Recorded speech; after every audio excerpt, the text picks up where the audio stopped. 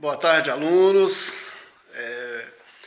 Vamos incrementar um pouco aí a nossa dinâmica das aulas, né? Esse período de pandemia mudou todo o nosso itinerário, nossa forma de conduzir as aulas. Espero que a gente possa ser mais assertivo a partir de agora, com alguns vídeos. Até então, o conteúdo que eu havia disponibilizado para vocês era um conteúdo mais tranquilo, que com as anotações, acredito que vocês não teriam tanta dificuldade ou não teriam dificuldade alguma para poder resolver os exercícios, fazer as atividades. Agora a gente começa a entrar num assunto um pouco mais, vamos dizer assim, complexo para alguns, às vezes não tão complexo, né, para outros.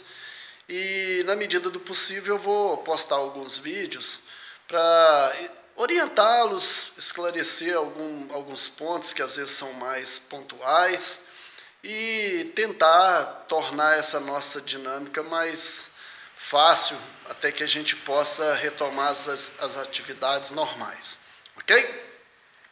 Então eu deixei o material para vocês sobre a previsão de demanda. O primeiro ponto que eu queria destacar para vocês é que a previsão de demanda ela é extremamente importante na gestão dos estoques, porque a gente precisa partir de um ponto de referência. Ou seja, toda vez que a empresa vai fazer uma compra de um determinado produto, de uma determinada mercadoria, ela precisa ter uma previsão da demanda desse produto ou dessa mercadoria para um período futuro. Então, o cálculo da previsão de demanda nos permite ter uma referência de tal forma que a gente consiga ter um parâmetro para a gente comprar aquela quantidade que vai atender a necessidade do estoque. Lembrando que a preocupação aqui é sempre não ter mais do que o necessário para não incorrer nos custos e também não ter menos que a necessidade para não incorrer na falta, né? E aí comprometer um processo de produção ou comprometer um processo de vendas. Então, quando a gente fala em prever uma demanda futura, a gente vai usar o método da previsão de demanda. De acordo com a teoria, a gente tem aí 5 métodos, né? Por que 5 métodos? A gente vai ver que tem um método mais simples, tem um método que é um método intermediário, tem outro método que é um método um pouco mais complexo.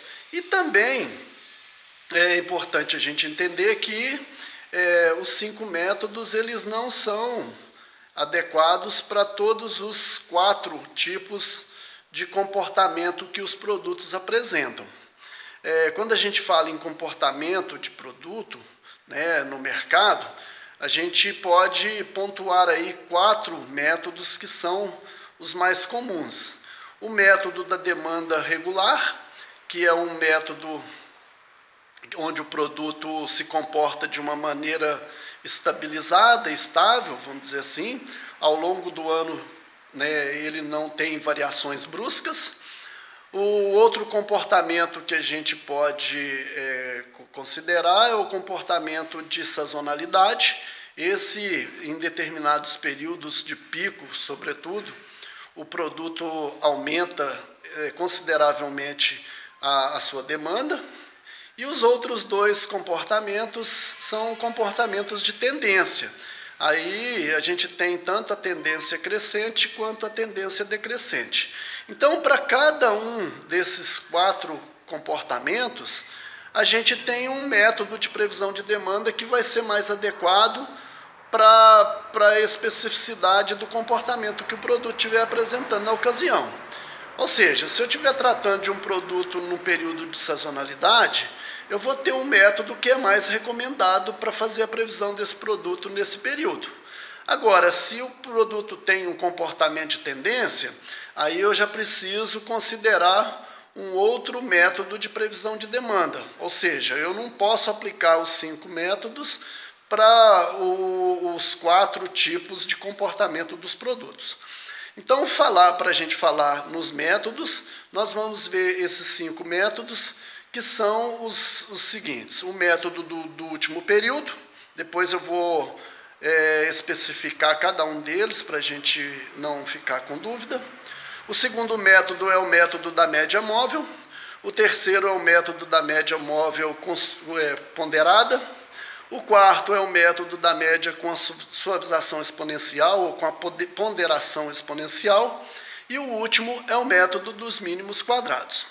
Daqui a pouco eu volto para a gente falar um pouco sobre cada um deles e fazer um paralelo com a atividade que eu deixei para vocês me entregarem na semana que vem.